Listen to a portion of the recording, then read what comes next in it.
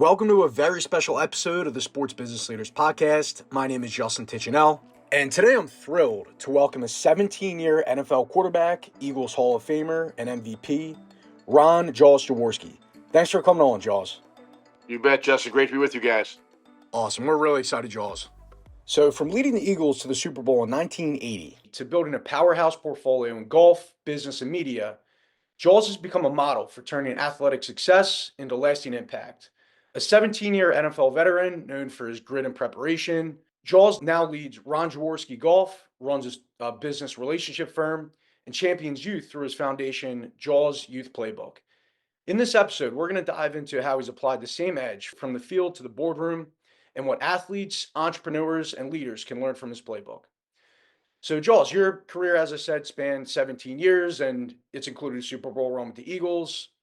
As your time in the NFL wound down, many fans watched you transition smoothly into broadcasting, where you became one of the most recognizable voices in football with ESPN.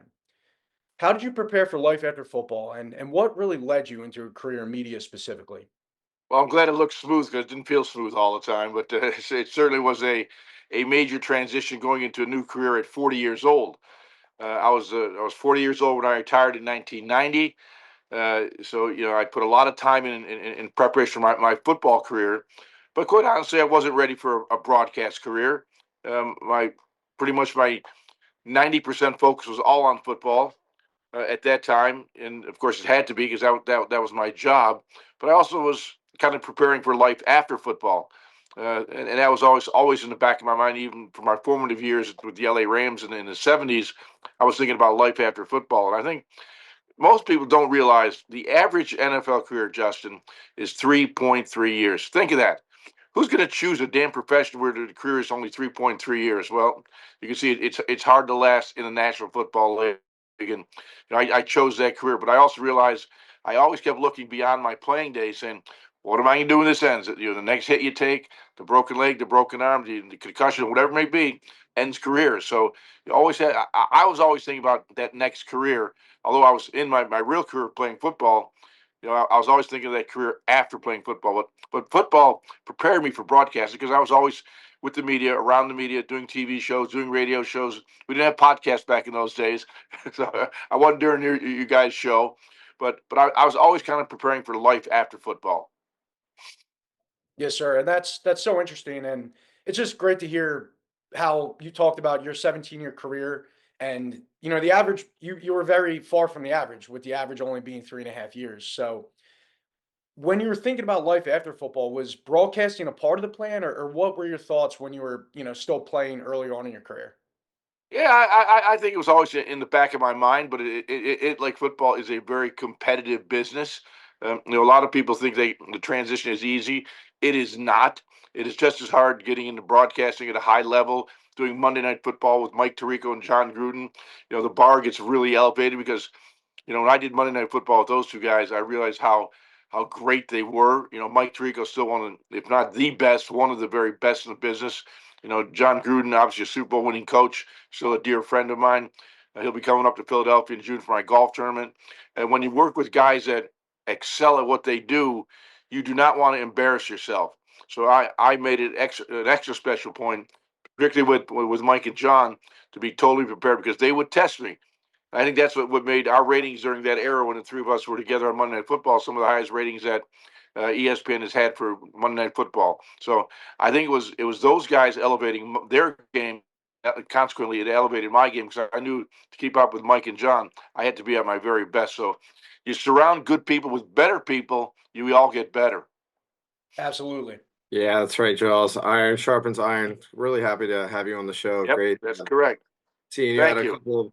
Yeah, great seeing you at a couple events here earlier this year and a reconnection with Justin. But yeah, it's nice to transition into the conversation how you were thinking about life after football the entire way, and then in terms of establishing yourself as a broadcaster, you ended up spending decades at ESPN, like you said, including time in Monday Night Football. And a lot of athletes, they struggle with building the credibility in the media space, but you were able to carve out a niche with your style, your analytical style. So, what was the biggest challenge for you in earning respect as a media professional? How did you develop your voice as a broadcaster, would you say? Be prepared. I think that's the simple thing, and kind of carve out your own niche. And I'm a football wonk, and I'll be the first to admit that. In fact, that was kind of my reputation at ESPN. I didn't care about a lot of the peripheral garbage, the off the field stuff. I wanted X's and O's, man. Give me that film. I want to study the game. I'm going to tell you why a play worked. I'm going to tell you why a play didn't work. I'm going to tell you why this quarterback should go in the first round, why this quarterback should go in the fifth round. I'm going to give you the X's and O's. My office was at NFL Films for 28 years. I mean, NFL Films is kind of you think about football, you think about the National Football League, you think about NFL Films. It's all football. Well, now when I'm at ESPN, you got baseball, basketball, you got all kinds of different sports. When I was in my office in NFL Films, it was all football. That's all we did was study football, talk football, eat, sleep, and drink football. So NFL Films is really the backbone of where I got to my X's and O's ability. As a quarterback, you're always prepared from a strategical standpoint. Always. You have to be, or you don't last very long. So I knew how important preparation was, how important studying was, how important it was to carve out your own niche. And that's what I did at ESPN through NFL Films. The fact that every day, literally every day, Saturday, Sunday during the NFL season, I was studying tape. Yeah, that's great. And that leads right into our follow-up question there. I mean, you already pretty much said it, looking at the X's and the O's on the field and then bringing it into your broadcast scope. But did you any sort of insights? I mean, you obviously used your experience as a quarterback to influence the way you broke down the game. Any additional points of guidance as to how people can be thinking about that to follow in your footsteps? Yeah, kind of simple. I've always felt developing relationship was very important. In fact, Justin mentioned, the company that I own with my daughter and my wife, BCA is a business development company and develop relationships. And that was the same thing I did in broadcasting. I developed relationship with other players, other coaches, other colleagues, the business. I'll give you an example. Sean Payton's to this day still a dear friend of mine. Now, the coach of the Broncos, and he was an assistant coach in Philadelphia in the late '90s. We developed a good relationship when he was coaching Drew Brees and that great Saints teams that they had, the Super Bowl winning team. I'd look at tape of the Saints because I thought he was kind of the real benchmark for how offenses were run. He was kind of a year or two ahead of the game, I thought, in his preparation and schemes that he did. And there was a play when I go on TV and I'm going to show millions of people a play, I want it to be right. I don't want to guess. And there was a play they had run a couple times, and I did not want to guess. So I called Sean, and he gave me the play exactly the way it was designed, exactly the way it was called, and they get a touchdown on the play. But if I didn't develop that relationship with Sean years before that time when I really needed him to kind of validate what I was seeing and what I was thinking, so I heard it right from the horse's mouth. If I was some slappy that didn't put the time in, I probably wouldn't have gotten that information. But Sean Payton knew how important it was for me to be right, to present it the right way. So that went a long way in developing my ability to talk to all coaches around the league and develop a relationship and a rapport with them. That relationship was absolutely critical for my success. Yeah, Jaws, this is awesome. And every time I have the opportunity to talk with you, not only it's not an honor, not only an honor, but every single time I'm ready to hit somebody, get back on the field, You're a football guy, Jeff. Come on, man. You're a football guy. You know this. I can exactly, talk yeah. ball, man. Yep. So, the big takeaway that I got from your answer there, you talk about preparation and then you talk about focus. You talk about eat, sleep, drink, football, and that's all you focus on. And you don't want to guess when you're working on something, you want to have all of your energy put on that specific thing. So, you transition out of football, you get into broadcasting, and then I believe it was after that is when you started the Ron Jaworski Golf, and you now manage multiple courses across the Delaware Valley. In addition, you've been involved with the Philadelphia Soul. We talked about the Maxwell Football Club for a little bit, different charitable organizations, making you one of the most really like you're a really active athlete entrepreneur out there. So what inspired you to get involved with the golf ownership, especially after you had such a successful career in ESPN, and how have you learned how to really focus your energy on building that business? You mentioned a key word, which I think is important: owned. I just don't operate and manage. I own. So I've kind of put my money where my mouth is. I believed in the business. I believe the golf was a great business. It is right now for a lot of time. After COVID, it took off, but before COVID, it was a solid business. So my long range thinking did work out well under unique circumstances. But I'd always kind of appreciated ownership.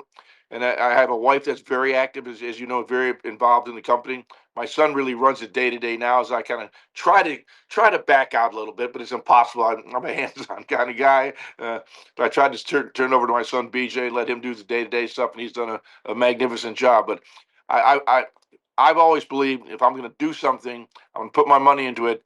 It's going to motivate me to do a much better job. And I've always loved the game of golf.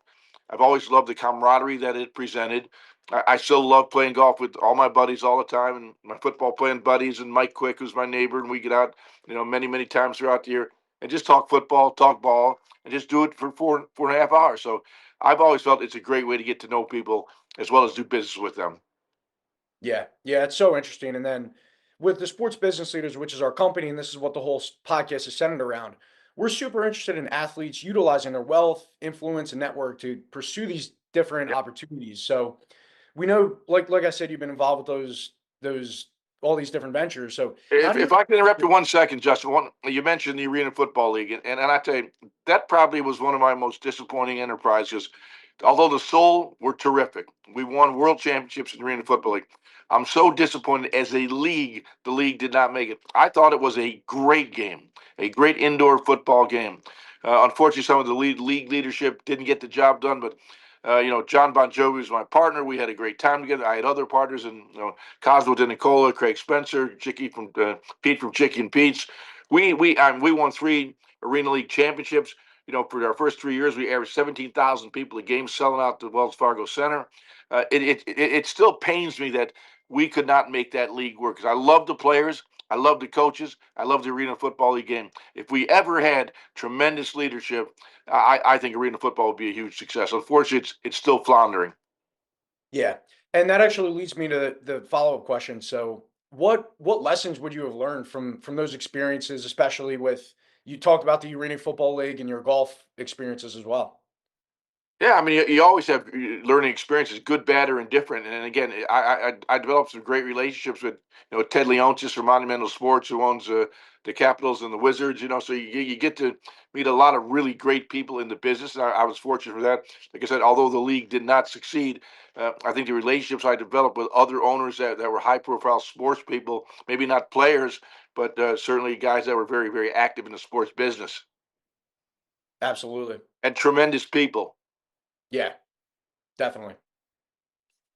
Yeah, absolutely. It's cool that you mentioned Monumental. We're gonna meet an executive from Monumental next week for a NFL draft event hosted by Dwayne Morris. We're really Well, excited about that. Ted and Zach are aces, man. They're the 4 aces. They're straight flush. They are just great people, and they're winners.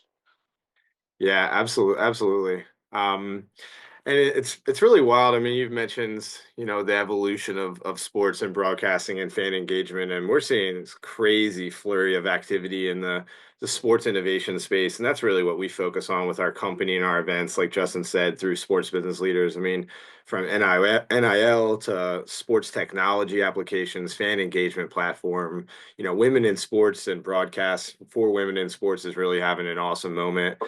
Even emerging leagues in sports, we're seeing this unprecedented innovation in the industry. What trends in sports are you most excited about right now? What sort of, has your eye right now, Jaws?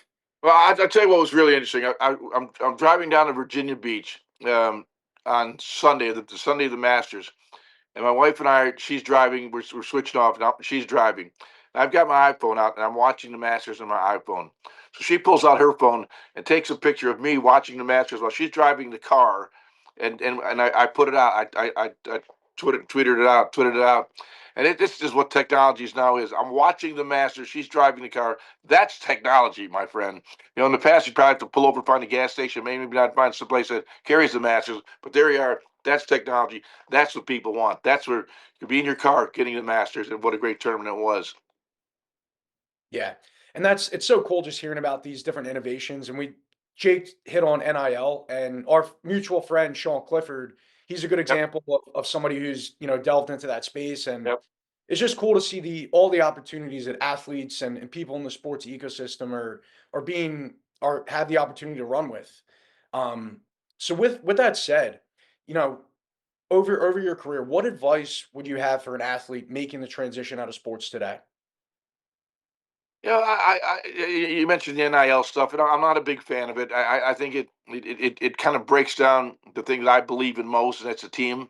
I believe any success that an individual has is maybe in golf, maybe in tennis, where it's more individual, but yet we all know that those great athletes have supporting casts that coach them and teach them and help them get better. And I believe we become too much in some sports. It's all about I and me. Who's going to give me the most money? And we all heard Nick Saban's line. One of the reasons he left Alabama was he used to bring recruits into his house with their family and have dinner and have lunch, and they talk about the future and what these young men would want, or what women would want, and that they would have nice hour-long discussions. Now the first question they ask is, "How much are you going to give me? How much are you going to pay me?" And I think hey, we all know finances are very, very important, but I think to a certain degree, you kind of lose something when you're a mercenary. You kind of lose the team aspect of it, the camaraderie that's so important to be successful. So that troubles me a little bit. I don't know where it's going. I don't think anyone knows where it's going. I watch enough interviews on NIL. Jay Wright's a good friend of mine at Villanova. Talked to him many, many times on him leaving the game as he's still kind of in his prime, and a lot of things have to do with these players down. They're just mercenaries, and they really are. Yeah. I mean, for that specific reason, it's definitely not a great thing for the sport, for sports in general. And that actually leads me to bring up just another point. So just studying Dick Vermeil and knowing, what he was all about, like obviously he focused a lot on the team. And one of the phrases that I remember from just studying him over the years is making yourself useful. So can you talk about just real quick how back in those days when you were, especially in 1980 when you made it to the Super Bowl with the Eagles, what did being a part of a team mean for you, and how did that help you get that success in especially in the 1980 season? Well, if there's one person that I'm most thankful to for my success as a football player, it's Dick Vermeil.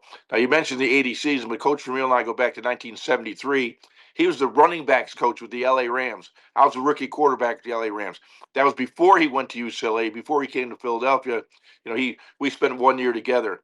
And to this day, we still communicate on a weekly and sometimes multi times during a week, just talking, seeing how things are going, talk about the former players and just the game itself. So, what I learned from Dick, going back to '73, and it's still kind of the foundation of how I operate as an individual: hard work and discipline. There's if you're going to be successful, there's no way you can cheat yourself, you can cheat your team, or cheat the fans. You got to work hard at it. And I can tell you stories about Dick Friel I'm getting a call at 11:30 at night on a Wednesday night. Put this tape on. I found something in the red zone. I want to talk about it right now so we can practice it tomorrow when we're on the field. That's the hard work. I knew he was in the office. He slept in the office. I knew he was putting the time in to make me better, to make our team better. And that's the hard work aspect of it. Now the discipline part, and this is where I equated a lot to business. That's why it's great talking to you guys. If you're going to be successful, there has to be discipline. Everyone must work together, pulling the rope in the same direction. If you don't have discipline in an organization or a team, and football is the consummate team game, 11 players going hand in hand in every single play to be successful, and a whole team, you know, they say about the Vince Lombardi Trophy, it weighs 8 pounds, but it takes a whole team to lift it, and that is so true. That's the way the game is, and I certainly think that discipline is so important. Teamwork so important. Absolutely. And the other thing too that reminded me of with the Michael Jordan Last Dance docuseries on Netflix, it talks about how Jordan would never ask other people to do something he wasn't willing to do. And when you brought up how Dick Vermeil was in the office at night calling you at 11:30, I feel like when you're willing to do those, put in the hard work as a leader, it just rises everybody else to that next level. So it's really cool to hear, your feedback and just how that worked with Coach Vermeil back in the day. And I had teammates that accepted that. When we think of that '80 team, and that team was built over a long period of time. It wasn't a wave of magic wand and you're going to win. That's not professional football.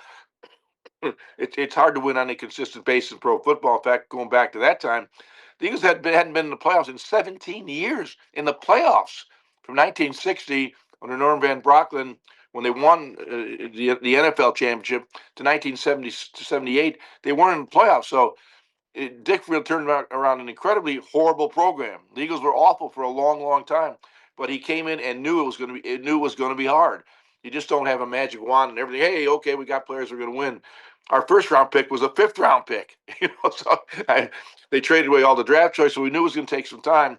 But everyone understood what it was going to take. That Dick Freeman was the guy that was going to lead us out of the doldrums the Eagles were in into a successful football team and eventually a Super Bowl. Yes, sir. Absolutely. And that, that also goes along with just taking it one step at a time and, compartmentalizing, taking everything day by day. So that's all great advice, Jaws. Thank you again for sharing all that. Any last words that you would want to share with our audience of the sports business leaders? Yeah, I think it's such the timing could not be better for anyone involved with sports. We opened this podcast by talking about how sports is just growing and blowing up. You look at the TV ratings for the Masters, 20 million people watching at 7 to 7:15 the Masters tournament. Those are mind-boggling numbers. You see the NFL driving record numbers. You see even Major League Baseball numbers are escalating. And so I think, and sometimes we talk about just the game on the field. I speak at Rowan University every few months to some kids at the school in event planning and sports broadcasting. And I say, don't always look at the person on the camera. Think of opportunities behind the camera. Think of a camera person, a sound person, a makeup person, a producer, a director. There are a lot of not just the opportunities to see, you know, people, Stephen A. Smith, Sal Palantonio on TV. There's a lot of great opportunities behind the camera. I spent 28 years at ESPN. Some of my best friends to this day are the people that were not on air with me, but were on the air behind the camera. So develop those relationships as well because they carry you a long way, and they can make you look good. Right. And that just goes back to the whole part of the team. And I played football at Gettysburg College and Malvern Prep before that, which is obviously not, not at the NFL level, but football is football at the end of the It's day. ball, man. Hey, it's Yes, ball, sir. Justin. You're exactly right. It's ball. It's teamwork. It's loving each other, helping each other, working together. That's what sets you up for future success and dealing with defeat, getting your ass kicked every once in a while. How do you deal with being humbled and humiliated? How do you deal with that? Do you stay down or you get up? It teaches great life lessons. Yes, That's what sir. sports does. Absolutely. And it's really refreshing to hear you talk about your experiences and how all those experiences that I went through are the same ones that you did playing at the highest level. So, Jaws, thank you very much again for being on the podcast today. We very much appreciate you being here and, best of luck in your future endeavors. All right, let's do it again down the road. Yes, sir. Thanks, Awesome. fellas. Thanks for Thank coming you, on the guys. show. Thank You you. guys are awesome. Thank you.